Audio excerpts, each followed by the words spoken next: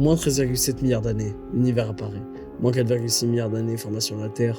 Moins 200 000 ans, l'Homo sapiens apparaît. Moins 2000 ans, invention de la roue. 1515, Marignan. 1895, invention de la radio. Aujourd'hui, 2023. 200 milliards d'évolution humaine et presque 14 milliards d'années depuis l'instant zéro, pour en arriver là où nous en sommes aujourd'hui. L'humanité ayant traversé toutes les guerres, toutes les épidémies, et fait face aux catastrophes naturelles pour en arriver à une situation dans laquelle elle lance en autodestruction.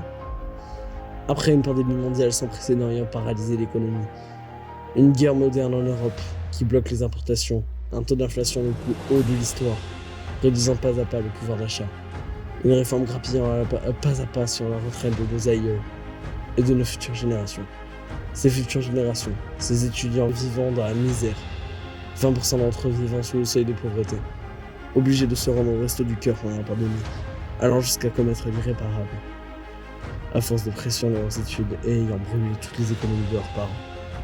Ces fameuses études, si on réussit à passer Parcoursup, on entre dans un monde de concurrence où tous seraient prêts à tuer pour réussir. Détruire pour réussir, ce cercle vicieux de la discrimination, rabaisser, insulter, harceler, pour satisfaire ton ego personnel. Ce sentiment malsain, si nourri par les réseaux sociaux, tout pour les likes, tout pour les abos, tout pour les coms, tout pour la fame, avoir le plus beau compte, des stories parfaites. L'hypocrisie, cette putain d'hypocrisie, sourire et complimenter en face pour mieux insulter et rabaisser dans le dos. Mais bon, cela reste mieux que le regard de certains hommes sur les femmes. Voir les jeunes filles, des regards, des paroles, des actes déplacés, insultants ou tout simplement illégaux, empêchant certaines personnes de vivre à force de répétition, de traumatisme. Les hommes, les femmes, les vices charnels, tout cela finit par nous mener à la plaie de la société.